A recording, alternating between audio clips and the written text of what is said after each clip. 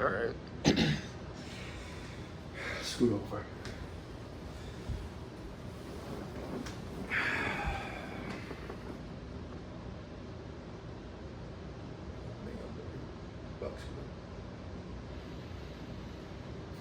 Well, it's a tough day for us over in Views from Section 400. I know Matt's pretty happy about his Eagles. Good for him. They barely won against Jordan Love, but Auburn, the Jaguars, and the Giants definitely did not come through for us this weekend.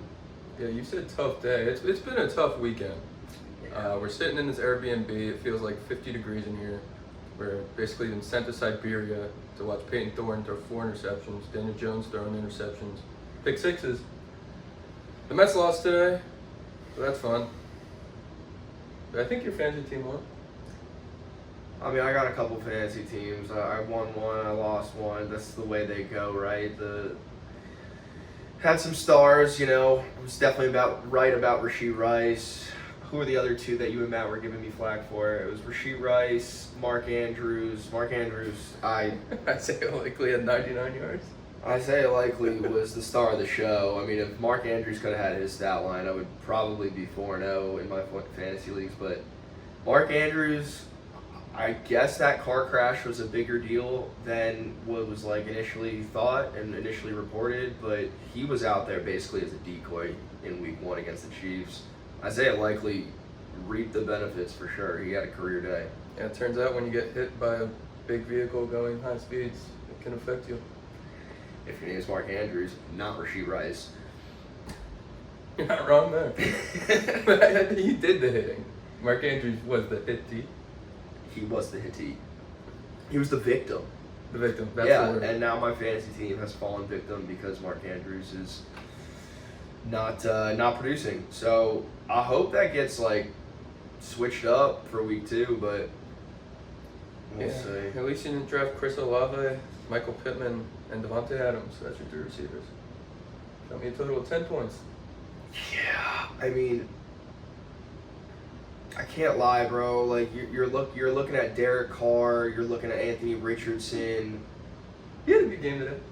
He had a good game, but as far as like a thrower to like go complete, downfield receptions to Michael Pittman, like what maybe just wasn't his day. And we did see him throw bombs to Alec Pierce, but you know that Richardson is built for that. He's built for those deep shots, and Pittman is like the intermediate guy. I don't think Anthony Richardson, like those intermediate throws, are really like part of his game yet. So yeah, I guess not. Some guy named Ashton Doolin got a 54-yard touchdown. Ashton Doolin. Sounds like an MTV Cribs host.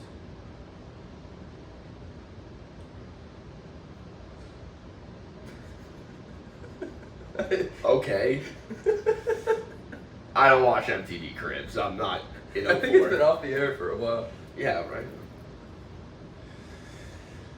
You want to call that our intro? Not really. I kind of liked it. Oh, yeah. 16, turn me up.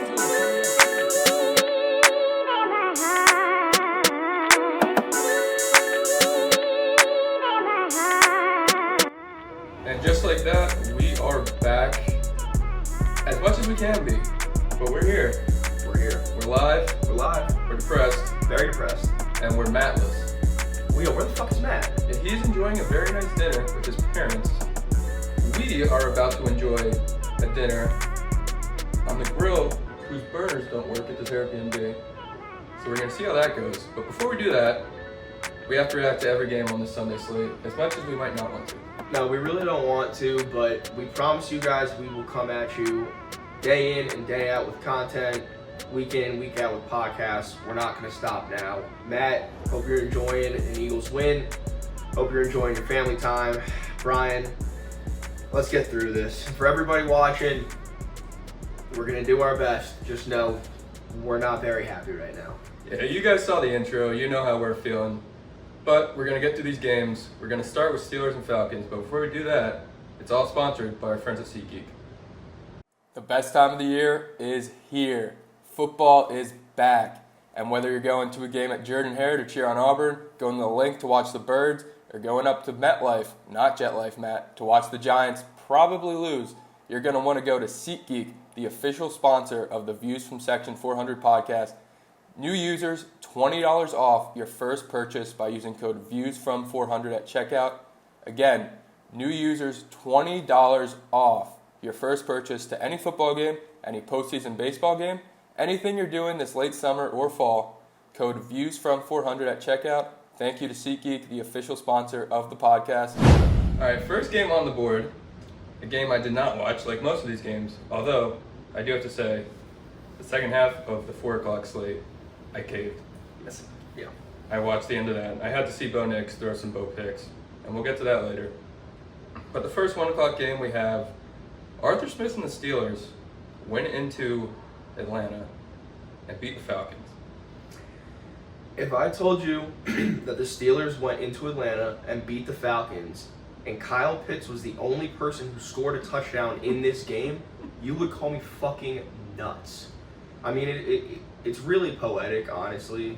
You know, the whole Arthur Smith going over to the Steelers, all his old players there in Atlanta, you know, wanted to get a new, like a week 1 win against the old coach, you know, with the new regime, but the only guy who even does something for the Falcons is Kyle Pitts, the guy who did nothing under Arthur Smith. 3 targets, 3 catches, and a touchdown.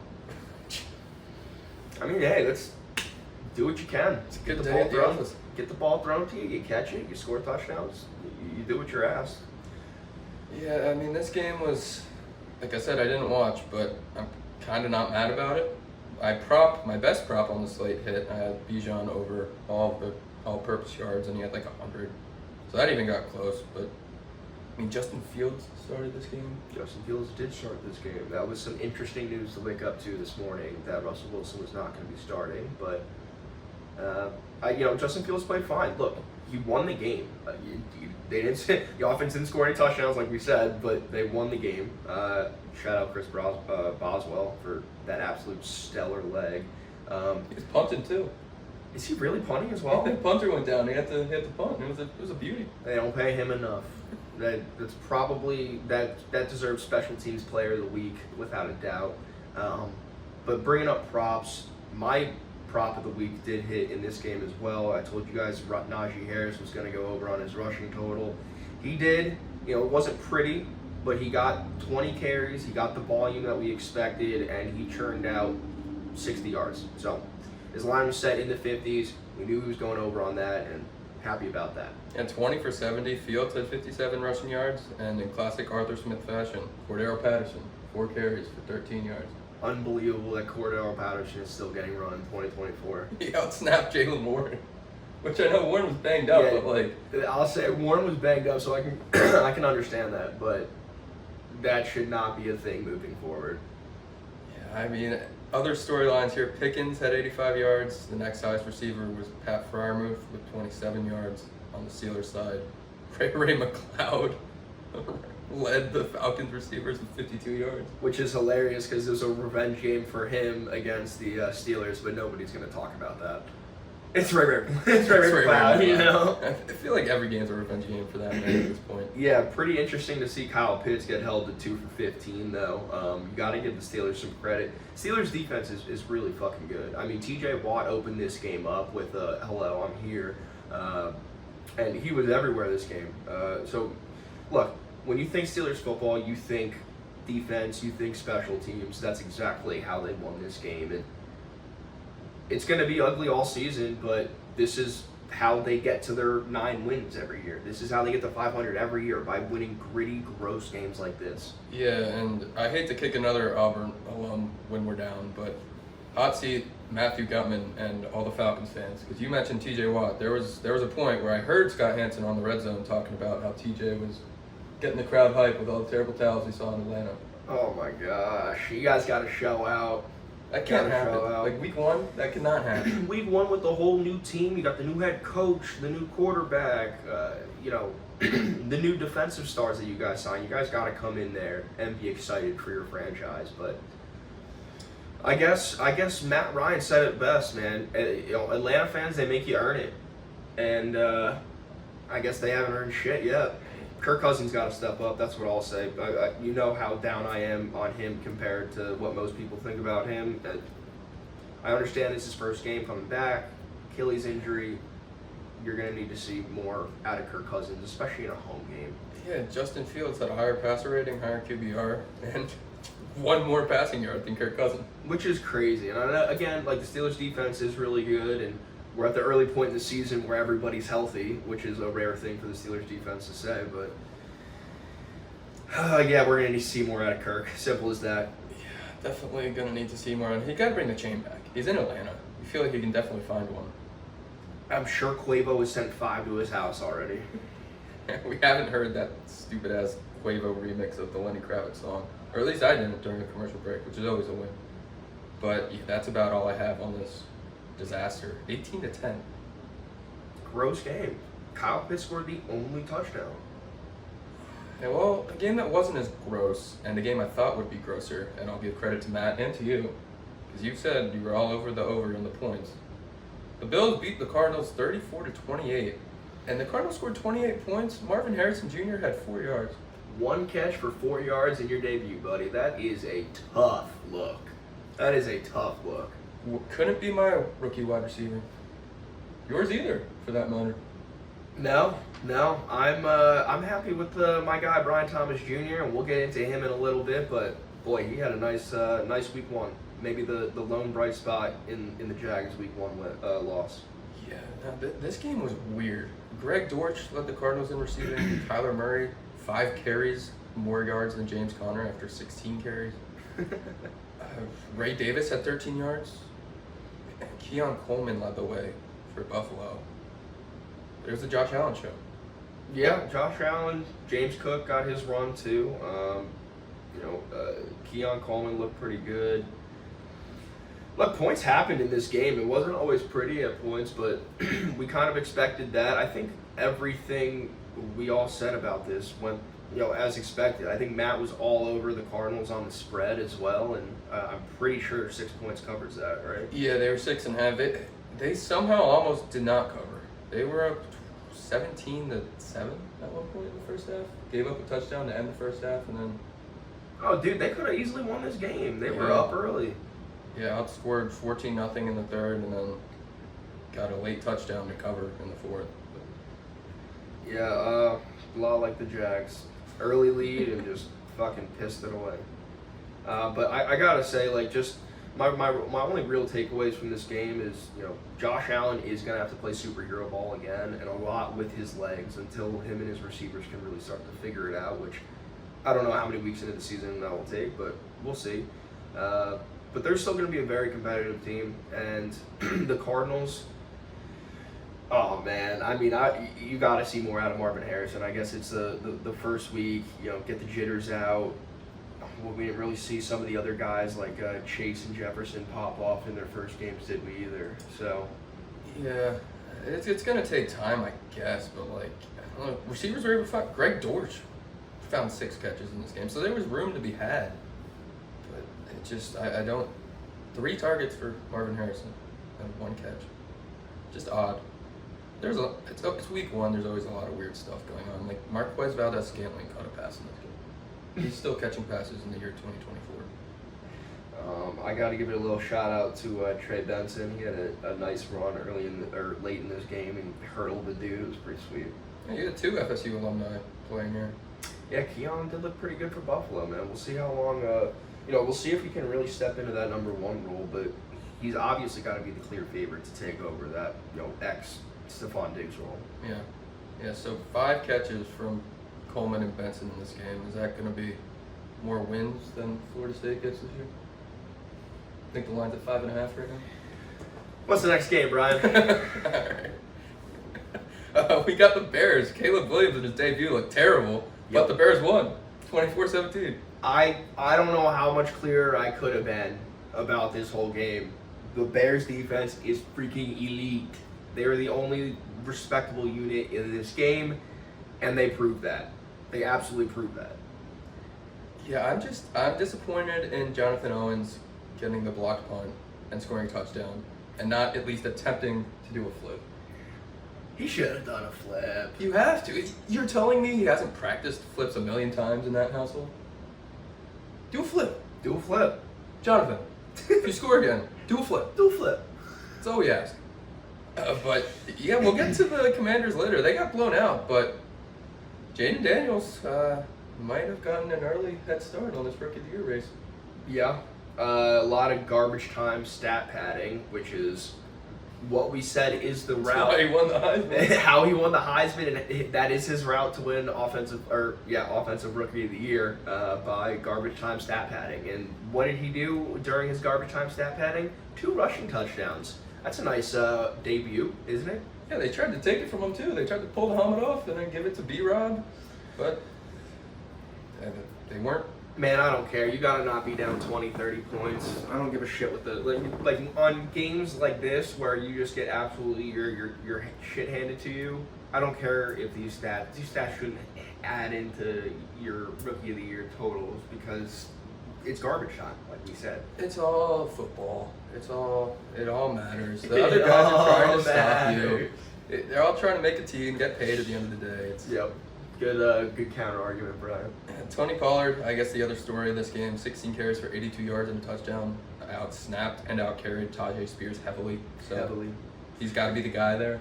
He's got to be the guy. And I mean, we kind of expected that too. They paid him to come in there in the offseason, and they featured him as the number 1 guy. And I think we definitely expected a little bit more of an even split, but that really was not the case. He outsnapped him, out-carried him by a wide margin. He had more receptions out of him too. Oh, excuse me, I'm wrong about that. Tajay Spears had more receptions, but Tony Pollard had more receiving yards. So what are we doing here? Yeah, I mean, it's ugly. Calvin Ridley, 7 targets, 3 catches. I guess that's a step up. Is he normally at like 10 and 2 catches? Calvin Ridley's not good. Tyler Boyd's on the Titans? Tyler Boyd is on the Titans. He came over with the Bengals MC. That makes sense. I feel like Nick Vannett was with the Bengals for a little bit. Or maybe he was a Seahawk. I don't really know. Either way, these lines are weird. DeAndre Hopkins had a catch, but apparently he's playing with a torn meniscus. I heard they got torn MCL and he's out there. I mean, I can understand not wanting to get surgery, but I don't know that that's necessarily what I would do. Anyway, D-Hop, great player. Hope you're all right, dude, but be smart. Yeah, just go to Tootsie's and get some shoulder rubs. You don't need to be playing on a torn meniscus. Yeah, but overall, I do think that the Titans defense played pretty well. To Matt's point earlier, their corners did play really well, and overall, even though Mike Vrabel's not their coach anymore, they still look like a hard-hitting, fast defense, and going to be tough to deal with for other teams. But Will Levis didn't really show me much. Again, I am a full believer in the Bears defense, so I think there's going to be better days for Will Levis and this Titans offense and this Titans team. But I think that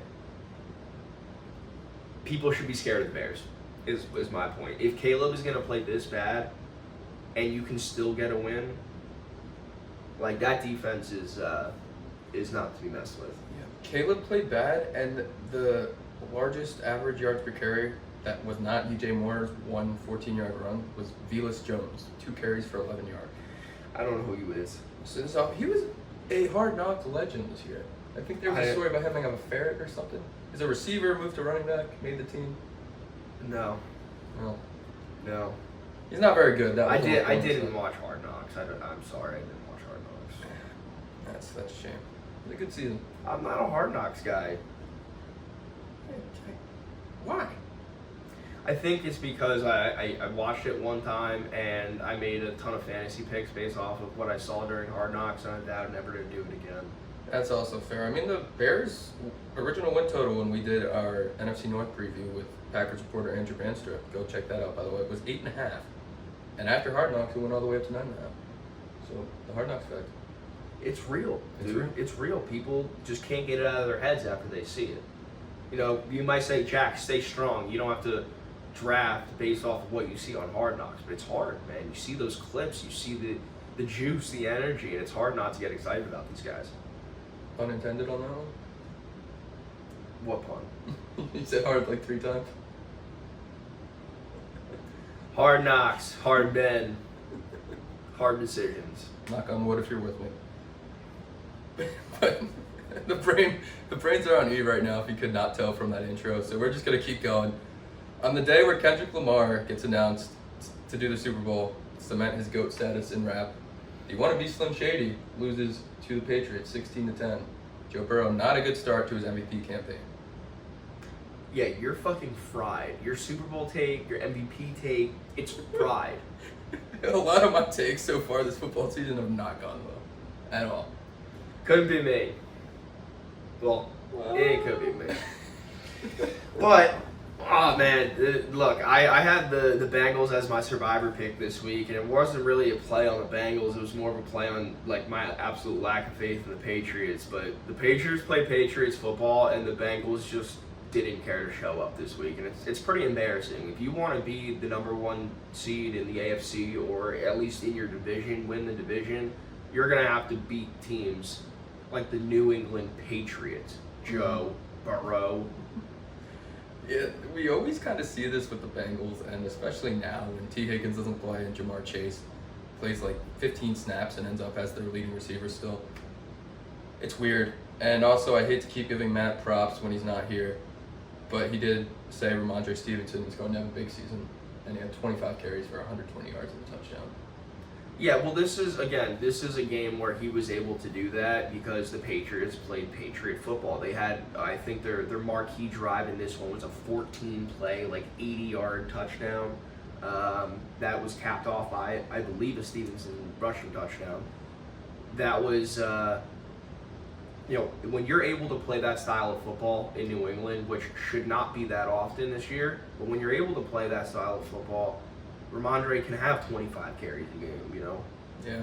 But, if Joe Burrow shows up on another Sunday with T. Higgins and Jamar Chase, and, obviously I'm playing, around with hypotheticals here, but who do the Patriots play next week? A team with hopefully a more solidified passing offense than the Bengals right now? You would hope so. Yeah, Seattle, yeah. So we saw what Seattle did with their passing offense today to Denver. I don't expect Ramondre to be able to have 25 carries in this game if they're down. The Patriots might not win another game until November. They got Seattle, the Jets, the 49ers, the Dolphins, the Texans, and then your Jags, and then the Jets again. And wait, when are they winning a game, though? They got the Titans. They might beat Will Levis. They could be Will Levis. It's a winnable game. Well, again, if and we saw it with another game today too that's escaping me, but the Raiders and the Chargers game. Gardner Minshew played a fine game, but it was just the turnovers. Like, you make 1 or 2 bad decisions, you turn the ball over. It's not like the Chargers played a great game either. All they did is just not make mistakes, and they ended up edging it out. Yeah, the Chargers were my favorite on Friday's show. And Yeah, whatever. The game didn't look great, but they got it done. And in years past, that's a game the Chargers always find a way to lose. But maybe with Harbaugh there now, they're finding ways to win. Yeah, honestly, it really came down to just the fact that the Raiders made a couple mistakes. That was the difference in the game. Nobody really played all that bad. No one played great, but you just can't make the big mistakes that set the other team up in good field position. Yeah, and we'll get into more of that game later, but the last thing here on Patriots and Bengals, KJ Osborne's on the Patriots line. Yeah. There's a weapon. I did not know that until today. KJ Osborne is not a weapon. I mean, he's a guy. He's a guy whose name you know. He was the number 3 in Minnesota behind, Jefferson and Thielen. Yeah, but look at these other, you have Austin Hooper, And Tyquan then Thornton, Demario Douglas. KJ Osborne's, I feel like, the guy there. Like, when you're just looking at the guys and being like, oh, I know that guy. He's the guy. I know all those guys. Well, yeah, we know these guys, but if you just show a football fan, some of the people staying below us right now, and you're like, look at this list and tell me who you know, they're gonna be, KJ Osborne. Hunter Henry. Yeah, he's also just old. He's been around. I guess Sloppy Hunter Henry. Yeah, that's Patriots Bengals. We have Texans and Colts. This one was fun. I wish I could have watched. Yeah, this was a good divisional game. Anthony Richardson completed 9 passes, but he had 212 yards. He still has not proved that he can throw the football. He is obviously an elite runner. There's no questions about that. But he needs to be able to learn to throw the football. Not just deep balls that his guys go run under. I mean, shit, you want to run that kind of offense, it might work out for you. But you keep safeties high like the Texans did, you'll still get burned once or twice, but you'll win the football game. I mean, you can't be that one-dimensional as a passing offense. Yeah, you really can. And I guess Colts fans can take a little solace in the fact he stayed healthy throughout this whole game. So there's that. They almost won. They were there. But C.J. Stroud and Nico Collins, just that catch Nico Collins had at the end. Again, I wish you could have seen it, but your reactions to it seemed like it was a pretty cool catch. Yeah. Nico's a baller, dude. I mean, you look at the box score, you watch the game, like, Nico was definitely the number one here. I know Stephon Diggs had the 2 touchdowns, but Nico Collins had 75 more yards than him. So I'm 85 more yards than him. Yeah. So, I mean, I'm telling you right now, Nico Collins is the alpha on this team. There's going to be days where Diggs and Dell have their moments, but I think the big shocking thing about this game for me was the fact that Joe Mixon ran the ball 30 freaking times. Yeah, he threw it back to the days before he took up domestic violence as a hobby. Hey, now. Listen, Hey, now. 30 carries for 159 yards? It's impressive. Very impressive. 5.3 yards per carry. Added a touchdown onto it. He was also, somewhat involved in the receiving game. 3 catches for 19 yards. Joe Mixon had a hell of a debut in Houston. Yeah, he did. And shout out Dare Ogunbowale. Still collecting a paycheck. He's been around for a while. Dare Ogunbowale has been around for a while. He was with the Jags for a minute. I forgot about that too. Oh, yeah. AFC South journeyman. But do you have anything else left on this one? No, I expected the Chiefs, I expected the Texans to come in to Indianapolis and get the job done. They did. I do think it could have been a little bit cleaner for them, but hey, you were right about the points. Yeah, this was my favorite over. And I do have to ask, did the intrusive thoughts just win? And you might think the Texans are going to be the Chiefs of 2024. No. Okay, well, I had to ask because next we're going to get to a game you're not going to be having to talk about, and that's the Dolphins coming back and beating the Jags in Duval County. Dude, I mean, what the fuck happened? Yeah, what was that fumble? What was that fumble? That had shades of like Daniel Jones tripping on the grass, wide open end zone. I mean, I don't know what ETN's deal is. I am a full believer in him, his talent, his work ethic, but I don't know what was going on with him today. I mean, I understand that Tank Bigsby looked great and played pretty dang good for the first time in his NFL career. I mean, he was awful last year. He was not. Tank was certified awful last year. That after being in on him for his talent after his time in Auburn, War Eagle. Last year, his rookie year for the Jags, he was so bad and fumbled so much that I was out on him going into this year. But hey, year over year, these guys they put in the work, they change. I'm backing on Tank, but that ETN is scaring me. I mean, he didn't look great as a runner. He wasn't as explosive as I've seen him in the past, and that fumble just absolutely ruined the game for us. It deflated us. We weren't really.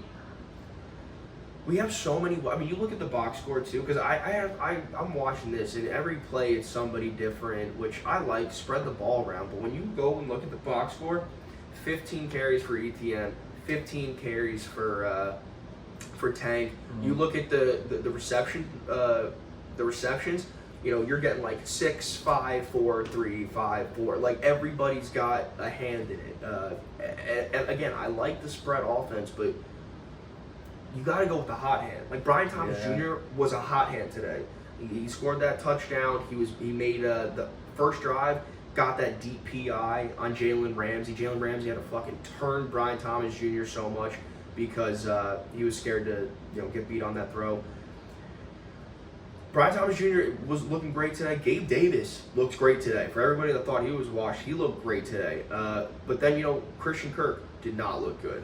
Evan Ingram did not look good. ETN did not look good. I mean, it was tough. It was really tough. But I gotta give the defense some credit. You hold the Dolphins at 20 points. I'm happy about that. It should have been 23. Jason Sanders shouldn't have missed that other field goal. But you hold them to 20 or 23 points, I'm happy about that. The Jags need to score more than 17 points on offense. Yeah, I mean, it was Tyreek Hill's 80-yard touchdown catch, and then Jalen Waddle, like a 60-yard catch to have another scoring drive. Besides those two plays, the Jags defense really held it. They really did, and there were a lot of second and longs, a lot of third and longs. We really played really well defensively. I was very, very impressed with the defense. And, when you're playing the Miami Dolphins, an 80-yard Tyreek Hill touchdown catch is probably going to happen once a game. Yeah, especially after he gets pissed off for not being able to get to the game on time. Yeah, especially with everything that happened today. And a Jalen Waddle 60-yard catch, it's probably going to happen once a game. Honestly, if you told me going into this game that they were each going to do that one time each, I'd take it. It's when Tyreek Hill burns you for like the 2 touchdowns, 180-yard games. When he does that to you twice in a game. Yeah. But you tell me that only happens once, that the Miami Dolphins only put up 20, 23 points on us, I'm thinking we win this game. I'm thoroughly unimpressed with the run game, and Trevor made some throws. That throw to Brian Thomas Jr. in the back of the end zone was beautiful. He hit Christian Kirk on some good passes that Kirk just dropped. I mean, Kirk looked like the new Calvin Ridley, but I'll stop ranting about the Jags. It was a sloppy week one as far as execution goes on the offense, and that was the difference maker in this game. Yeah, and I do have to give you and the Jags a little bit of credit. Trayvon Walker, 2 sacks in this game, and we have the line kicking off in actually 1 minute as we're recording this. So we'll update the score of that game just to do a quick reaction whenever we finish up here. But off to a good start ahead of Aiden Hutchinson. Off to a good start ahead of Aiden Hutchinson, and I also got to give the Jags, for what it's worth, a shout out for covering the 3.5 that they were getting in Miami. Good teams win. Great teams cover. Amen to that. Well, all you Saints and Panthers fans out there, we did not preview your game on Friday, so I guess we could talk about it a little more here? No, we're not going to, actually. The Panthers, you guys got to figure, Dave, you really got to figure out your new head coaching job and put on a better performance than that. I'm not believing in the Saints hype. They're going to go, who's their schedule? Pull up the Saints schedule. I'm not believing the Saints hype. This was as good as it's going to get all season for you Saints fans, so enjoy it while it lasts. But Carolina, y'all got to figure this out. Dave, step up. Yeah, the Wi-Fi in this Airbnb is not very great, so the Saints schedule is loading, but I guess that's just my computer telling me they don't want us to talk about this game anymore. We don't need to talk about it. What's the next one, Brian? Taysom Hill got the ball 6 times. There's a cool storyline. All right, Chargers, we talked about it earlier, beating the Raiders 22-10. Yeah, I talked about this at the depth I really need to. This came down to the Raiders making a couple mistakes and a John Harbaugh team not making a start. Did I just say John? Yeah, Jim. Right?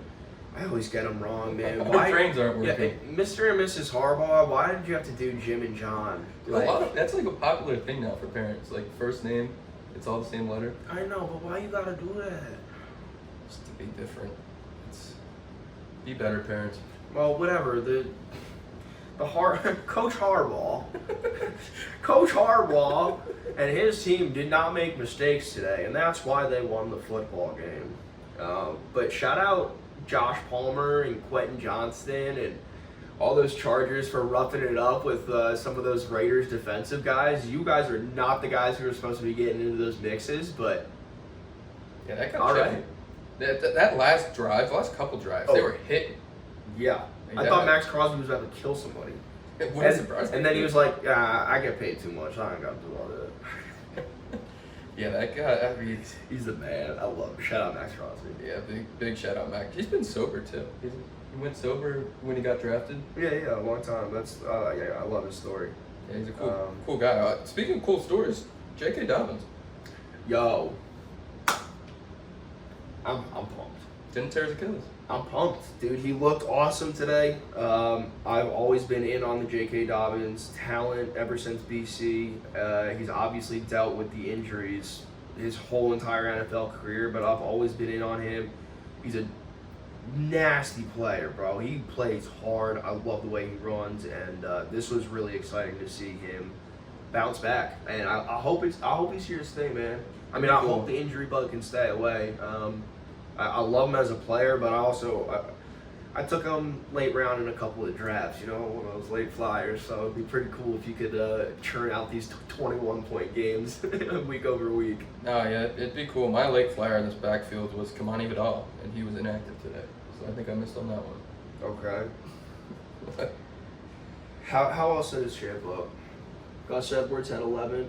Oh, wow. Okay, so the touches were actually even, but J.K. Dobbins just absolutely capitalized on his runs. He had the 61-yarder, and then he had another 40-something yarder. So he had the 2 long ones, and then he was decent.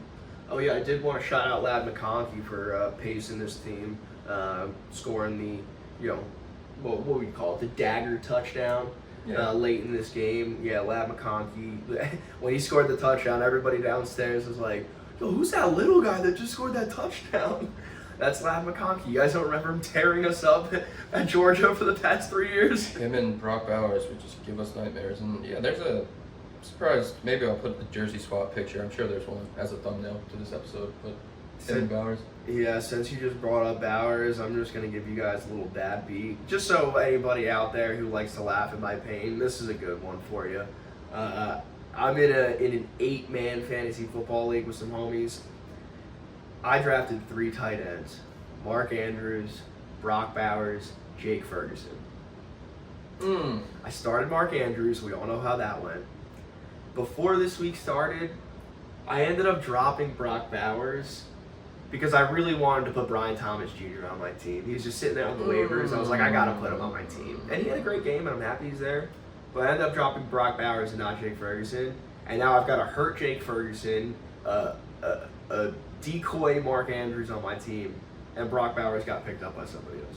Yeah, it's tough. Yeah, that's a bad beat for you. Just add it to the list of this weekend's terrible happenings.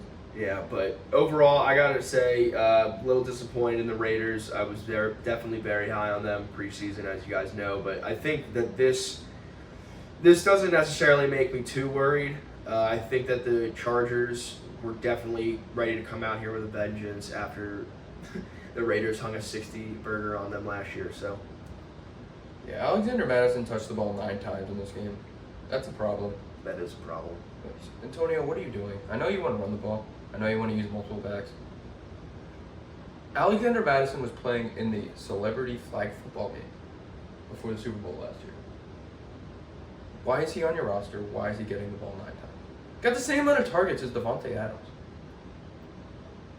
What are we doing? Yeah, that's Antonio Pierce. I'm in on him as like a head coach as far as like a player's guy goes, but as far as the play calling goes and the offensive schemes, and we're gonna need to see more out of this Raiders team because you guys are running an old school offense, and Devontae Adams is not touching the ball enough times in a game. It's really that simple. He's your best player, and he's not touching the ball enough times. It's ridiculous. And yeah, last thing here. They have a guy, DJ Turner, wide receiver, and Trey Tucker. They're both 5'9", and they're both around 200 pounds. I swear these guys are the same person. It pisses me off watching them both on the field at the same time. But yeah, that's all I have on the Raiders. I guess I'll sulk in my pain a bit more, because next up, Sam Darnold and the Minnesota Vikings hung 28 on the New York Giants, who have now not scored a passing touchdown in all of the preseason and in game 1 of the regular season. Daniel Jones threw the ball 44 times in this game.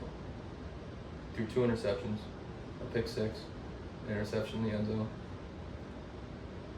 Devin Singletary had 10 carries. Daniel Jones had 6. Eric Gray had 2 for some reason. This team is... I have nothing to look forward to. It's very sad. Very sorry. It's really tough. Like, Wan'Dale Robinson had a decent game. He had 6 catches. Theo Johnson had 4 targets. Oh, Theo! He only got one of them, but he had 4 targets. Now, I didn't see it, but I'm sure Daniel Jones overthrew him the other 3 times. I bet you he was open. I bet you it was open. Now, the Giants are a terrible football team. Sam Darnold just came back to Jet Life and tore up the New York Football Giants. I'm sorry, Brian, but Daniel Jones is bad. I actually believe like he was number 28, 29 in my rankings, and I think I had Sam Darnold at 31. Sam Darnold is absolutely jumping Daniel Jones after this performance. Way to go into New York and take what's yours, Sam. Good stuff, bud. I guess shout out Tyler Newman, the second round rookie. He had 7 tackles, led the team. Don't know how that led the team when you give up 28 points. Brian Burns only had 4. Brian Burns only had 4 tackles? Yeah. You have any sacks? No tackles for loss. No QB hits. Dory Jackson's still on this team. He's like 50 years old. Kayvon Thibodeau didn't have a stat. Oh no, he had a QB hit. This is ugly, man. Yeah. No, we really don't need to get into the. Why is Darius Slayton returning punts? Okay, Dable, figure it out. Just make this team watchable. Why wouldn't you have Jalen Hyatt return punts? Jalen Hyatt didn't even play. Oh no, he did. He was on the field. He had a target. He's got to be like the fastest player on your team. Yeah, him or even Tyron Tracy, but I guess they're worried about the Tracy. They thought he tore his ACL, and then it turned out as an ankle sprain. So that might tell you something about the trainers in New York too. Lord have mercy. Or Eric Gray. We're not talking about Eric Gray, bro. We're not talking about Eric Gray. Oklahoma won. Shout out Oklahoma. Eric Gray. I think Oklahoma won. That's the Giants. That's all you're getting out of me. I'm gonna get a lot of bad vibes from this team all year long, and when Matt comes back, he's gonna make fun of me more. So while he's not here, I'm gonna move on. As deserved. We have the Auburn game next. The Seattle Seahawks, with the Auburn secondary, took down. What'd you call him? He who should not be named. Go Knicks. No. In your rankings. No. In my rankings, he who shall not be named is somebody else that will not be named. You're talking about no free shout-outs. Okay, fine. The guy on College Game Day, is he still on College Game Day? Yeah, he is, and I thought it was actually embarrassing when I saw him on College Game Day yesterday in Michigan at the Big House. I thought that was embarrassing that you guys had him on there. Yeah, also an embarrassing performance by Michigan, but we don't need to talk about that. We're not talking about that. Bo Nix, 138 yards on 42 pass attempts in his NFL debut. He completed 26 of them for a cool average of 3.3 yards per pass. Yeah, I mean, that's a Sean Payton offense for you. Not a whole lot going downfield with the Sean Payton offense in general, but also that hasn't been Bo Nix's thing either. He's never been a deep down the field guy. He likes to make short and intermediate throws. He likes to do stuff with his legs, which he did have a nice touchdown run. Shout out that pump fake. That was pretty nasty, but overall, I guess you could say that this game went just about exactly as you expected it to. Yeah, pretty much. The Seahawks were my survivor pick, and they did cover. Even with the backdoor touchdown, I believe the spread might have gotten down to 4.5 at one point, but I think it was 5.5. We just moved on from the Giants, and I'm seeing Julian Love was the leading tackler in this game. He also had an interception and a tackle for loss from the safety position. So just can't get away from this dysfunctional mess of a franchise. Yeah, Ken Walker was definitely a problem for the Seahawks in the first half. He just couldn't get anything going, and the second half was his time to shine. 2 rushing touchdowns. 103 yards. Yeah, I'm sorry. 1 rushing touchdown or 2? He had one. Did he have a receiving touchdown too? No, it was Charbonnet had the other receiving touchdown.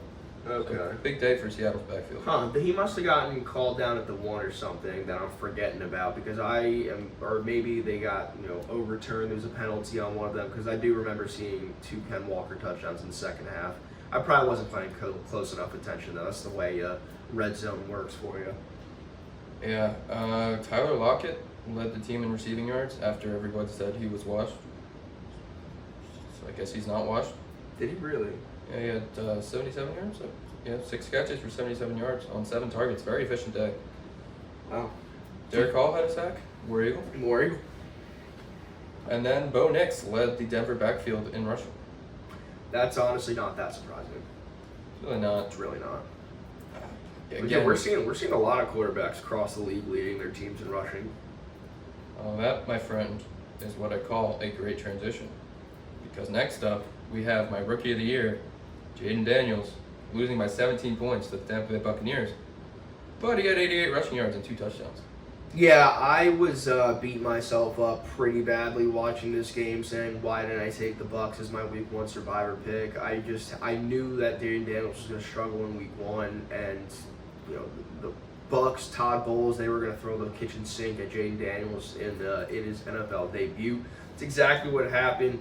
They were also blanketing Terry. What was his final stat line? He had 1 catch for 4 yards, 2 catches for 17 yards. Terry McLaurin, 2 catches, 17 yards, was held to a giant goose egg at the end of the first half. So somebody that I was very high on, but out on for Week 1. So again, this game went pretty much exactly as I expected. I didn't think the Bucs were going to look this dominant. Baker had 4 touchdowns. He basically had 300 yards and 4 touchdowns. Yeah, I didn't think the Bucs were going to look this dominant, but at the same time, we know that the Commanders are not a good team, and we knew that they were going to struggle in Jaden's rookie debut, and that's exactly what we saw.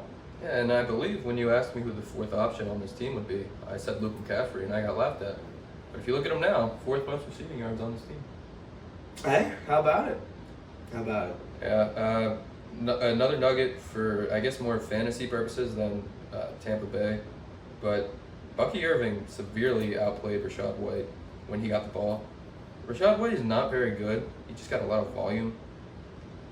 You Rachaad White truthers might be in trouble as this year goes on. He was a guy I was scared to take in fantasy drafts because of, if there is a guy like Bucky Irving that comes in and is a little bit better, he's getting his ass benched. Like Rachaad White was great because, like Brian said, he had the volume. They had nobody else to go to, and he's a great pass catching back. But as far as the running goes, man, Bucky looked really good out there. He's fast, he had good vision, and yeah, that's gonna be that should be a split backfield moving forward. You would think. Bucky Irving might not be that great either. So yeah, he played well today. Baker Mayfield's throwing for 304 every game. He might win the MVP, and Tampa Bay might win the Super Bowl. Yeah, but that's not happening. You gotta think, like, this is a lot like, what was that other game we were talking about earlier with, blanking right now. We'll cut this while we figure it out. New Orleans? Yeah, exactly. This is just like the Saints, like Saints fans, how I was telling them there's going to be, nothing but worse days ahead. This was the best it's going to get. I'm not going to go that far to Bucs fans. The Bucs look pretty dang good, and the Commanders are a bad team. So, you could give them a little bit of credit, but I don't know. I have a little bit, I guess where I'm going, I have a little bit more faith. I think the Tampa Bay win over the Commanders was a little bit more convincing to me on how good I think that the Bucs can be comparatively to how the Saints shit on the Panthers, but I don't care about that. You know what I mean? Yeah, and I think I'm sensing a pattern here. The NFC South. Yeah, they suck. Yeah. But I guess we could talk about a team that's supposed to be good, and they showed it today. The Dallas Cowboys won 33-17. This is our final game of the Sunday slate. It really did not need to be. They could have put this at 1 o'clock. And this was Tom Brady's announcing debut. You guys were watching Red Zone. I watched it for the last couple minutes. But we knew this was going to be a bad game. Like, two of the better defenses in the NFL. The Browns' offense made so many mistakes, and they honestly had the ball the entirety of the game. Browns offense had the ball like the entirety of the game because the Cowboys would just get the ball and punt return touchdown, interception, just it's awful. I hated watching everything about that. And Deshaun Watson continues to love tight ends. David Njoku and Jordan Akins, the two leading receivers for the Browns. This is just, you know what, Cowboys fans, you gotta win. That's all you need. We don't need to talk about your team being good because they're not. They have a pretty good defense. Yeah, the defense is good. Trayvon Diggs got an interception today. It's good to see him back. Eric Kendricks played well. 2 sacks. 2 sacks for Eric Kendricks? Yeah, that's surprising. That is surprising. And a tackle for a loss. And the pass defense. Damn, they were sending him. Yeah, he might win NFC Defensive Player of the Week. Yeah, damn. Damn, Marcus Lawrence also played well, though. 2 sacks. He's a boss, man. Yeah, this defense is very good. Dak Prescott, I guess we can react to him being the highest paid $231 million guaranteed contract. I mean, sure, bro, but then you're going to go out there, barely complete 50% of your passes, and not throw for 180 yards, only throw 1 touchdown. I mean, overall, the stats are pretty disappointing. You don't really have to do too much in a game where your defense is getting turnovers and scoring touchdowns themselves. I mean, all you're really doing is running out at that point, but... I'm really sorry, Browns fans. I feel like we're kind of in the same boat with the Mets and the Browns, but it's just a dysfunctional franchise that you give a lot of money to Deshaun Watson. And the worst decision you could have made. it's just tough. Like, you got Pierre Strong running around. I'm sorry. You might be feeling the way we're feeling right now. I mean, it literally comes down to Deshaun Watson. If he can play well and... Like that's why I wasn't totally out on the Browns this year. They still have a great roster. It just completely comes down to Deshaun Watson. I mean, that's the case with a lot of these teams, though. Yeah. A lot of these teams, it's like you have all the pieces around you. All you need is for your quarterback to play well and consistent. And we're not going to see that out of Deshaun Watson yet. After that performance today, I think he's hosed. But. Maybe we could see like a second half, season turnaround, but it's not getting fixed next week, I'll tell you that much. No, I think he might be cooked. He might be cooked. It might be time to call it a career.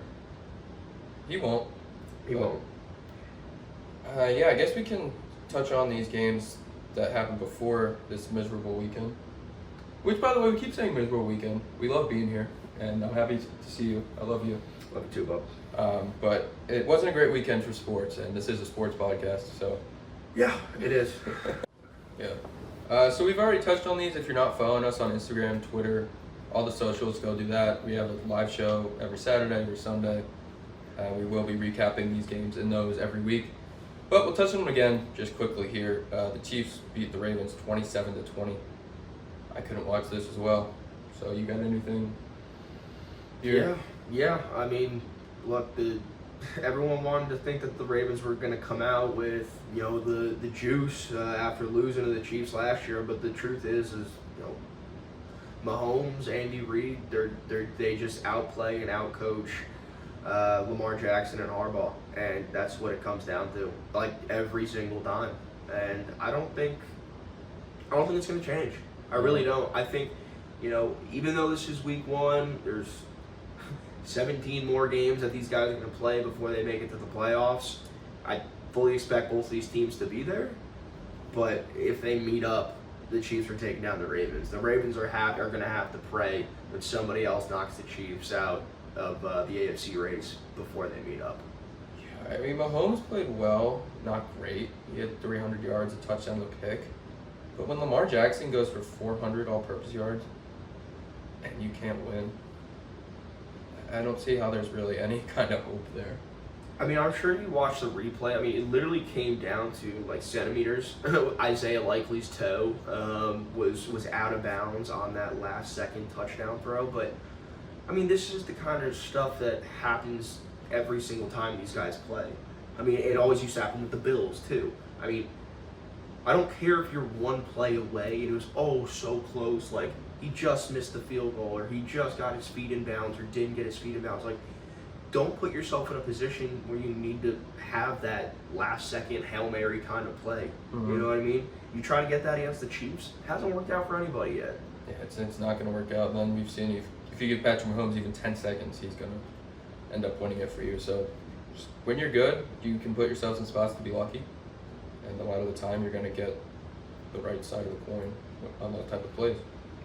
Yeah, all I really got to say in this game, the Chiefs defense is still legit. They were trifling Derrick Henry, but Lamar Jackson he's special. Lamar is special.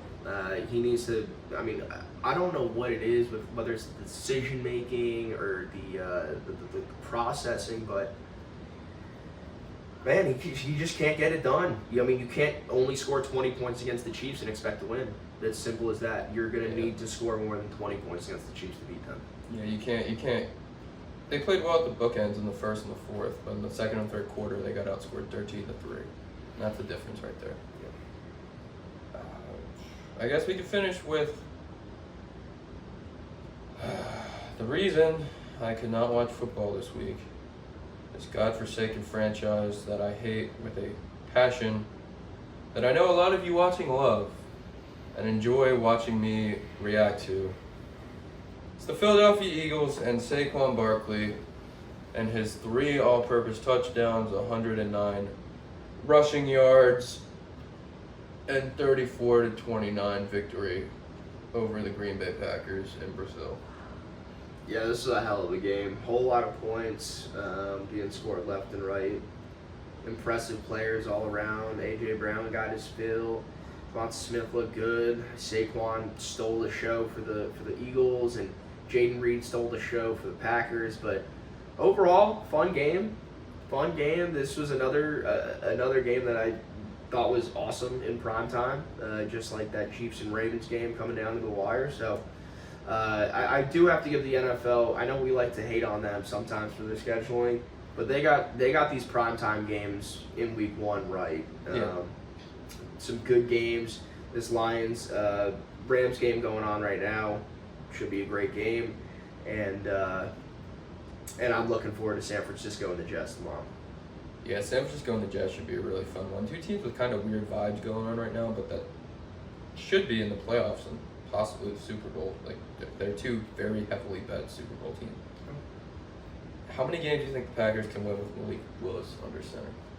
Yeah, I don't know how long Jordan Love's going to be out, what that's really going to look like, but if Malik Willis is under center, they go from probably like a, in my opinion, with Jordan Love, like an 8, 9, 10, maybe 11, not 11, 8, 9, 10 win team to a, like 3, 4, 5 win team. I think that's a little pessimistic. I'm really out on Malik Willis, like really out on him. And at that point, I don't know why. If Jordan Love has a season-ending injury kind of thing, which I don't think it is it? I think they said it was 4 to 6. They're gonna have to claw their way out if they want to make the playoffs this year. You might as well just tank it. Week 1, we're tanking. It's a tank for Shedeur Sanders and make him sit behind Jordan Love for 10 years. Fuck that. The Packers like to do. Shedeur Sanders would not be okay with that. Probably not. I don't think Dion would either. I like Malik Willis. I guess I shouldn't because he's a Hugh Freeze product, and we saw what Hugh Freeze's quarterback did this weekend. We're not getting into that. Yeah, we don't have to. Yeah, overall though, the Eagles showed off their new weapon, Saquon Barkley. They had some fun with that. They looked explosive. They have one of the better rosters in football. So should be a tough team to beat for most this year. I cannot wait for your anti-Eagles parlays to come back and for you to hit a couple. Next Friday, the return of the anti-Birds parlay, and I promise I will hit more than one this year. That's a promise. It's a promise. You know, I started off very, very optimistic on the parlays, and I slowly came more back down to earth, and one finally hit. So, Shout out Kyler. Shout out Kyler Murray. Shout out Michael Wilson. But I think I finally found the correct kind of I can't think of words right now. No, me neither. You I'm know what done. I'm saying. I'm done. You got any other takeaways from this weekend? The Rams are up 3-0. Okay. Rams are up 3-0. I think that's going to do it for us here. I am going to break and watch Sunday Night Football, so I'm sorry to all of you out there. I tried my hardest. I got through. I made it to the 1 o'clock slate, and I made it to the 2 primetime games, so I think that should be enough. You gave it a valiant effort, dude. I mean, come on now. You made your own bed here, and it's not like anybody was really holding you to that except for Matt, so. Yeah, and I'm sure he'll be very upset when he learns that I didn't make it the whole way through. But you'll see his reaction to that on Thursday's show. For Brian, for Jack, for Hugh Freeze, for Peyton Thorne, for Luis Severino, for Brian Thomas Jr., for Daniel Jones. This has been the live show from Auburn, Alabama, where we are tired, we're in shambles, You are now in the mix we with want to go to DJ bed. Savage. So, you got any parting words? No, I gotta go drive home. See you guys later.